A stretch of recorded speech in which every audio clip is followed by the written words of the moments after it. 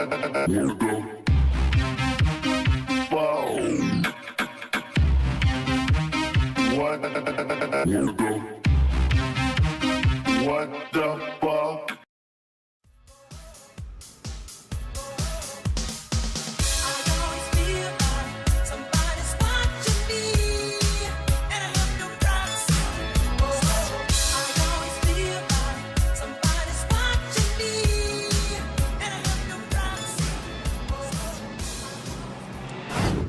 We are, all of you know it, on the edge of a climatic abyss. Holding my head up high, I can say that God revealed to me things that no eye has ever seen in these times. In fact, we have 500 days to avoid a climate chaos. Just as we're helping American communities prepare to deal with the impacts of climate change. He showed me a huge rock, an asteroid. The asteroid will collide with the island called Mona, to the west of Puerto Rico. Then the asteroid will enter the ocean and collide with the seismic fault, which will then cause an earthquake of 12 points. This impact will produce a large wave, which will enter the island of Puerto Rico immediately. God's priority in giving this message of judgment is so that all his people will understand the urgency and content of his message.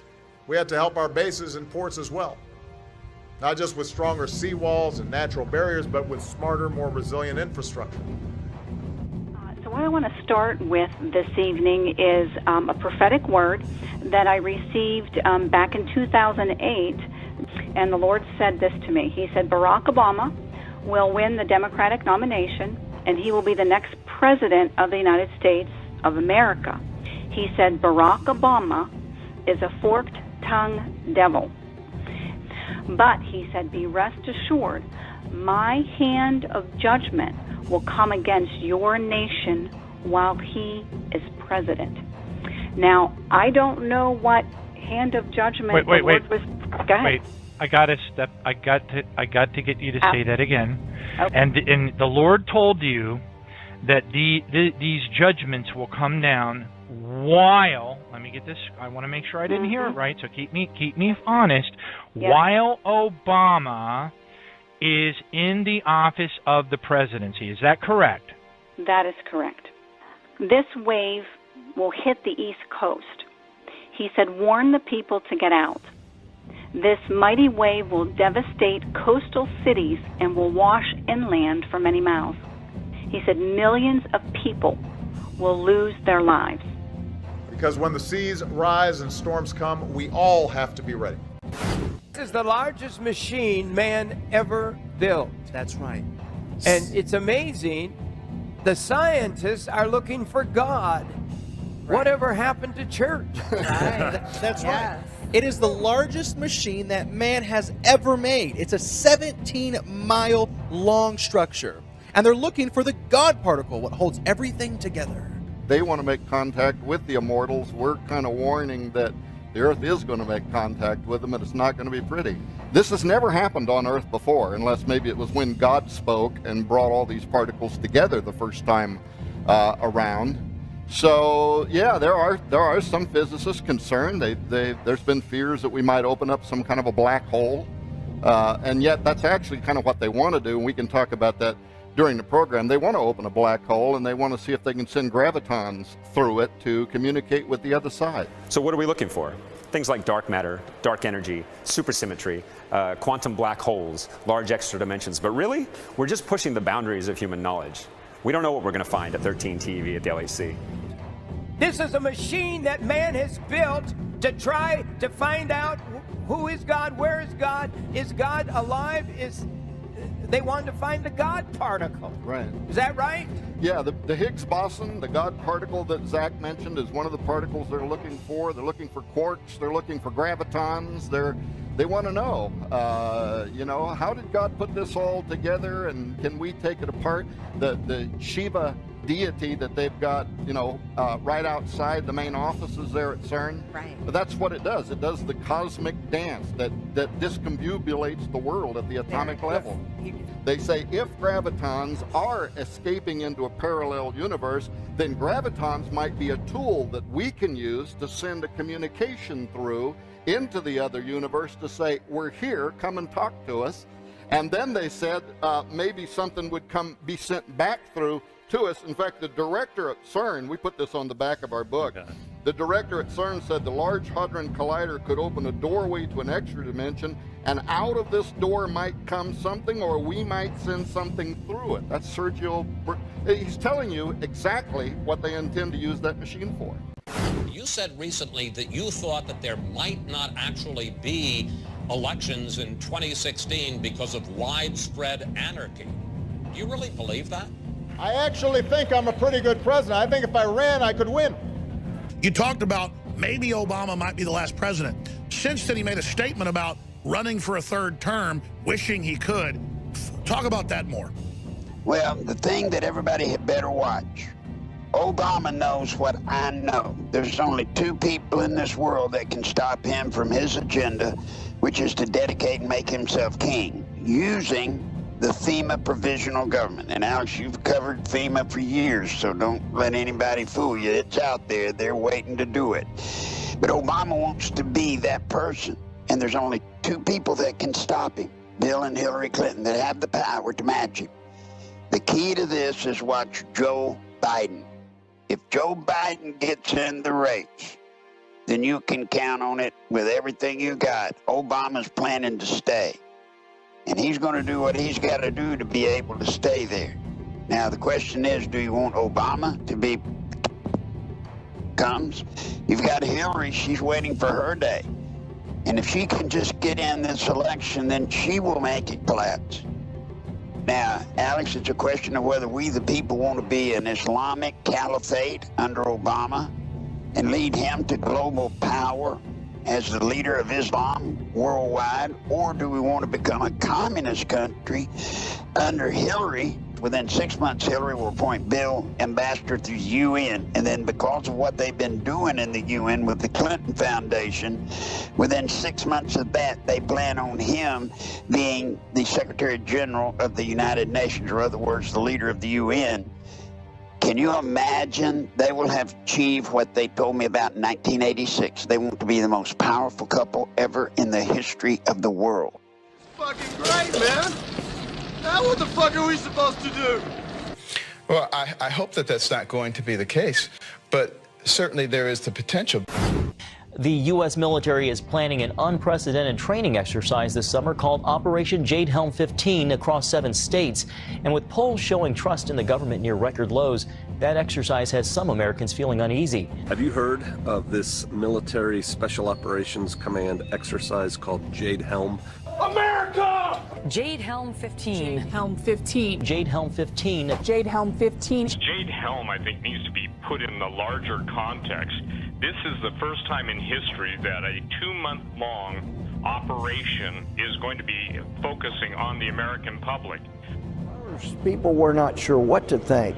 Do we have to worry about martial law? Is our federal government coming in and going to practice imposing martial law on Texas? The government will take action when it thinks its authority is threatened. Are we under martial law, or is this? Can you do me a favor, please?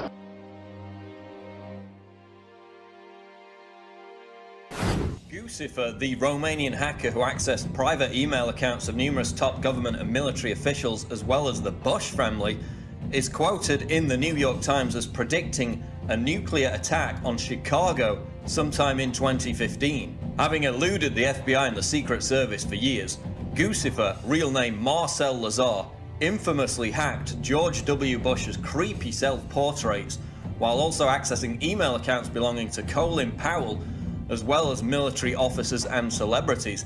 He is now serving a 7-year prison sentence in Romania. Guccifer's manifesto is, quote, a potpourri of conspiracy theories about the terrorist attacks of September 11, 2001, the 1997 death of Princess Diana, and alleged plans for a nuclear attack in Chicago in 2015. And whether you believe it to be the work of a conspiracy or a plot crafted by a group like ISIS, the fact is that Chicago has been a terror target since 9/11. Earlier this summer, the FBI warned that ISIS were planning to target major US cities after the terror group put out a series of chilling tweets identifying the Old Republic building in Chicago as being in the crosshairs.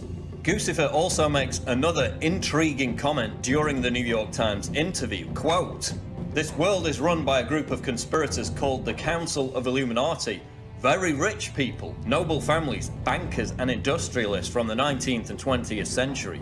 Of course, a far cry from the original 18th century Bavarian Illuminati, the modern incarnation largely centers around claims by hip-hop artists and other members of the entertainment industry that they're part of an occult secret elite that controls the planet."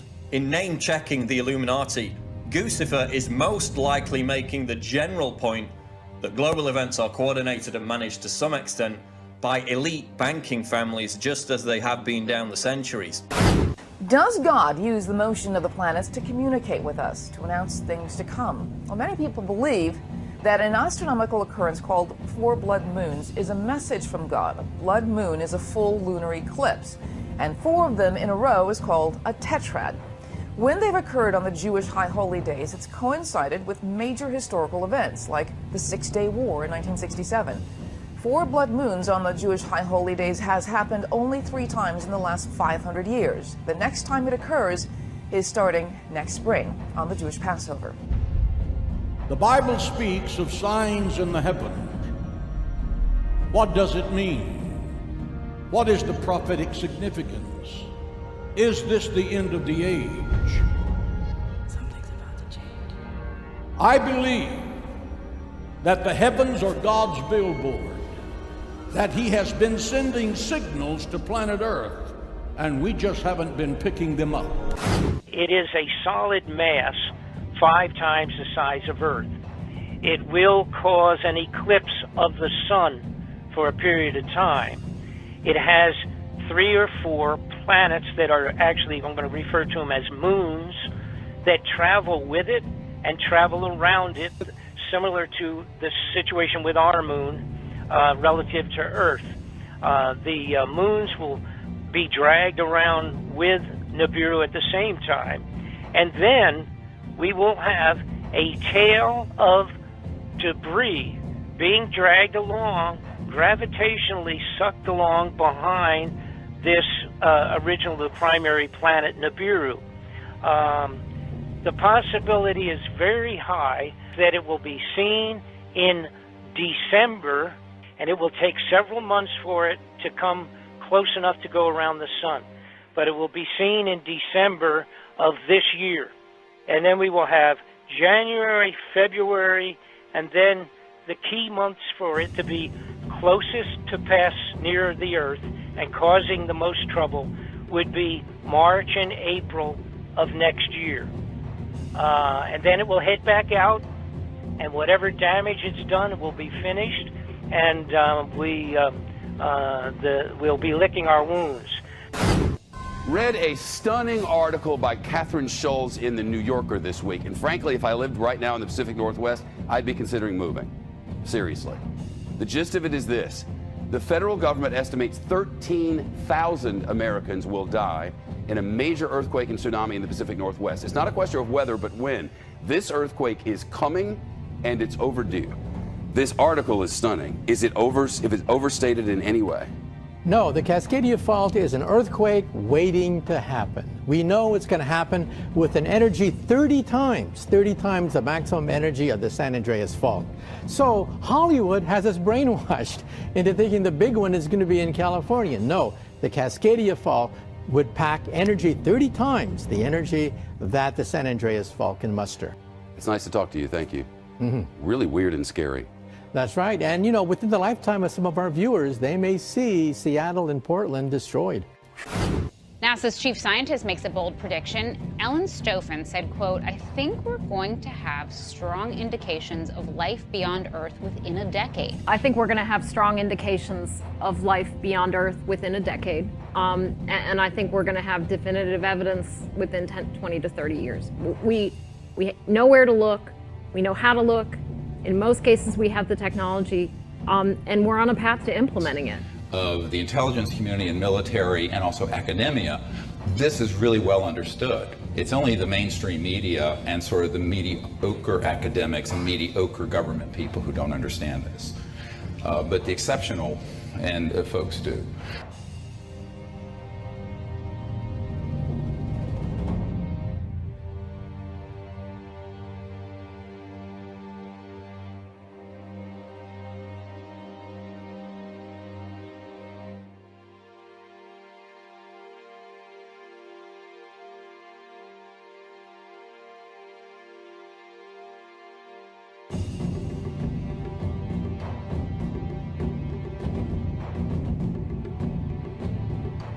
Quite simply, Professor, do unidentified flying objects without question exist? 95% of all UFO sightings can be immediately identified as the planet Venus, weather balloons, weather anomalies, swamp gas, you name it, we've got it nailed. It's the 5% that give you the willies. Something you want to add to this briefing, Captain Hiller? No, sir. I'm just a little anxious to get up there and whoop E.T.'s ass.